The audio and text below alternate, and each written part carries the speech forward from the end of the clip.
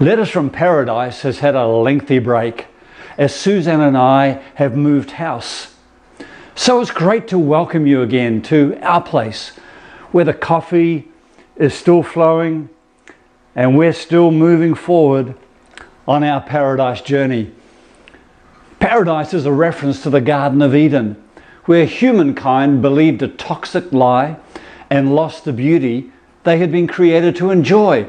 It was the beginning of religion, of trying to please God, of control and a life of conflict with themselves and with others. My paradise journey has been one of deconstructing all that and letting Jesus reconstruct for me a life of complete acceptance without shame, blame, or the religion of God appeasement.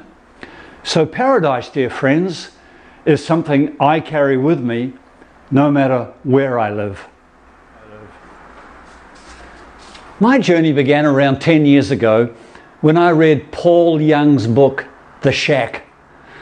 Among other things, Paul portrayed two things that I thought I already knew about: fellowship and community. Relatively boring words that hardly conjure up too much excitement, I know. In The Shack, Paul shows us an astounding community we call the Trinity, and the amazing fellowship between the heavenly three. Between its members, there's both light-hearted fun as well as deeply committed affection. It is a community full of purpose and wonderful creativity. There is a complete oneness among its members, yet also on display are the distinct rhythms and colours of each personality. As we read, we are at first taken aback at the roars of laughter that emanate from this community, and then we're moved by the power of the love, grace and mercy we see there. For sure, Paul has appealed to our imagination, yet somehow all the reader imagines has a compelling ring of truth. Adoption is the word Apostle Paul uses to teach about the inclusion of humanity into the fellowship of the heavenly family. Although we may have never formed or spoken this thought, there is a knowledge deep within every human being that they were made to belong to a deeply satisfying fellowship like this, to be free yet strongly belonging and belonged to do things that no one else can do, yet to be able to celebrate that which is done by everyone else. We know we were made to roar with laughter a lot, to experience and show tender affection a lot, and to create worlds where people flourish. If we deeply know or long for this, it's not by accident. God put that there. It's why He made the earth. It's why He came and became one of us. The Trinity is not a theological conundrum or an unattainable mystery.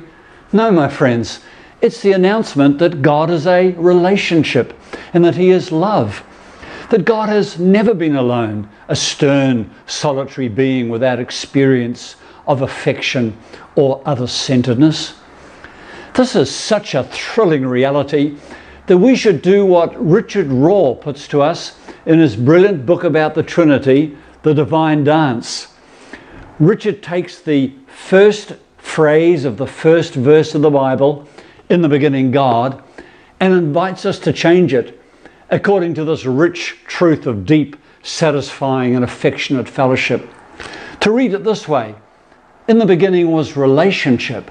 He's not saying that relationship is God or that love is God, but he's affirming something we need to know, that Father, Son and Holy Spirit have for all eternity been a fellowship of infinite companionship, shared affection and other-centered love. Quite frankly, it's because this is the truth about God that you are.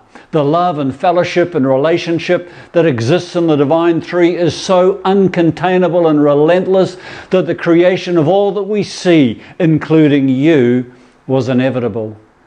And it's because of this that we know that we weren't made to be alone, unmoved, unconnected beings who never or seldom experience belonging and affection. And it's only out of this knowledge of Trinity that we start to understand church and community of every kind. I long for that.